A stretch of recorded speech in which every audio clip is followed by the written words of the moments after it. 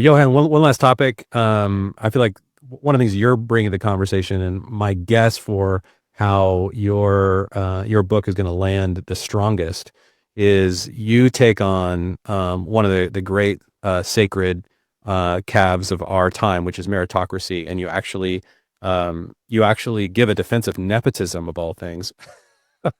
And when I started to read, I just like was amazed at number one, how I just never heard anyone give a defense of nepotism, especially to the degree that you do in this book.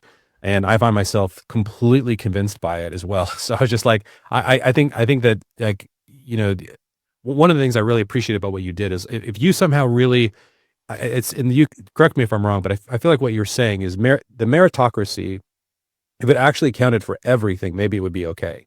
If it accounted for character, if it accounted for the network that is important to establish, if it accounted for your access to resource, I mean, all the things that a multi-generational family can bring, then we can talk about meritocracy. But when we use that word, we're saying we have to divorce the individual from all of those things and just look at how they perform on a test or how they perform in an interview. And that kind of meritocracy is somehow like really destroying our ability to do hard things. Talk a little bit about that because I found that really surprising, and I'm sure you've had a lot of pushback and a lot of conversations around this topic. You find your arguments is standing up to scrutiny. How are you feeling about it now? And any thoughts on that? I'm feeling pretty good about it. I received a funny email from one reader who's a very impressive guy, and he said in all seriousness, I can't imagine writing an email like this, but he said in all seriousness, he said, I generally find that I only change my mind about something important once every 5 years, and you changed my mind on two things in this book, which is unprecedented. And the first was charity, the second was meritocracy. Um, but but yeah, I mean, I thought like when I was setting out on that project, I thought like, am I just doing this to be a provocateur, get a bit of attention to the book? But I actually completely believe, and increasingly so as I read the history, that this is a major problem. So, I think the conventional narrative is something like, well, of course, meritocracy is the best option, right?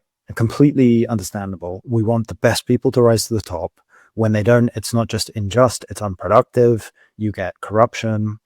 And more than that, meritocracy built the West. Like, this is the Western way. This is the reason the West is so dominant. It's an expression of our fair play. It's an expression of all that makes us great. So to attack meritocracy would be just wrong-headed and totally unpatriotic almost. Actually, like all of those things I just said in quick succession, if you pull them apart and you actually interrogate each one, none of them stand up.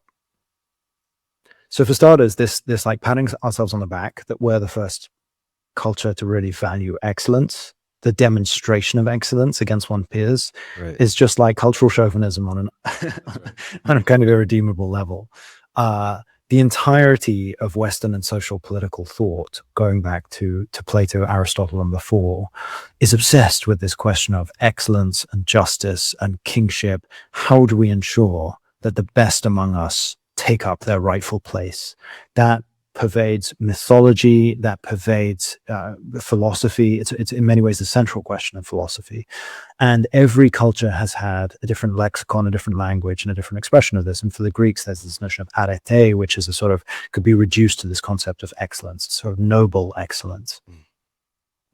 So whatever it is, there's something about our quest here that is not unique.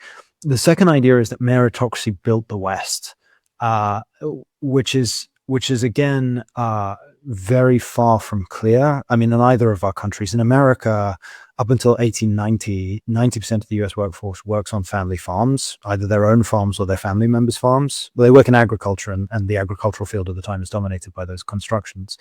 And so you have, as I was describing earlier, this multi-generational asset, which is passed down.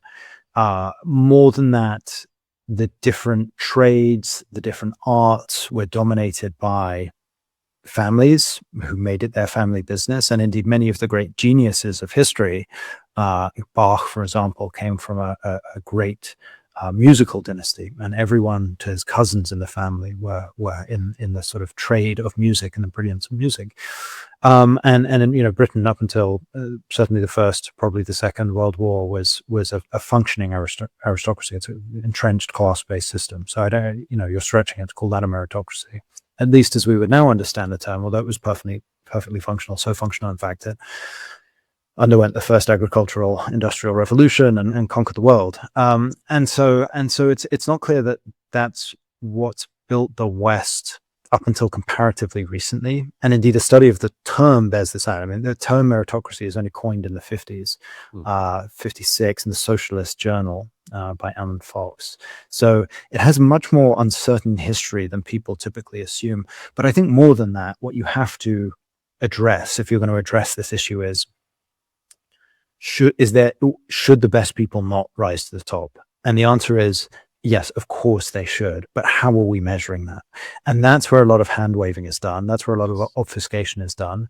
What is meant by meritocracy now is exactly as you were saying, not merit, not mereo in the fullest sense of the term, inclusive of virtue and character and sacrifice and the ability to start a family, commitment to starting a family, commitment to continuing your culture, commitment to civilization itself. What meritocracy measures, what the modern mass standardized education to exam pipeline measures, are a very discrete set of quantifiable and comparable along narrow lines data points. So these are exam scores, set questions, through to like formalized interviews.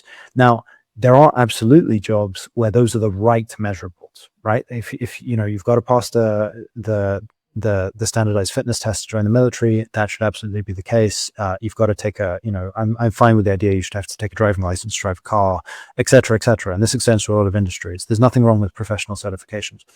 What is wrong is us losing track of what this actually means. Because when we lose track, we end up like South Korea, which is committing civilizational suicide by forgetting that the purpose of the university system is not to generate good grades. The purpose of the university system is to generate the intellectual and human capital, which is necessary to serve as the bedrock of a flourishing society.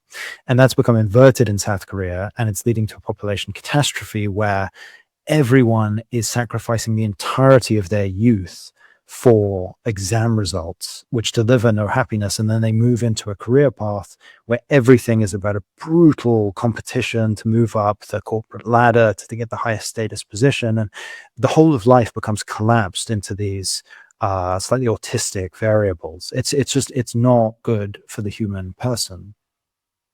And indeed, in rewarding a willingness to sacrifice for the job, a willingness to waste your childhood studying all the time, in school, tutors, maths programs, everything. In rewarding that and not rewarding character or faith or virtue, you actually introduce a kind of Darwinian selection against a lot of things that we would believe are actually incredibly important. And I think that's, again, a sort of doorway to the dysfunction we're experiencing in a lot of areas of civilization now. So yes, to sum up, I think you framed it exactly right at the beginning. The best should rise. There's a lot about the contemporary meritocratic system that is effective at measuring excellence in narrow domains. We, as people who are aspiring to something greater, should not recognize that there are also extremely important domains of greatness that out-of-the-box mass market system, globalized system does not capture. And we have to think about creative ways when we're hiring, when we're passing on assets, when we're designing succession or legacy, whatever it is. We have to think about ways to capture those aspects of greatness for ourselves and to preserve them.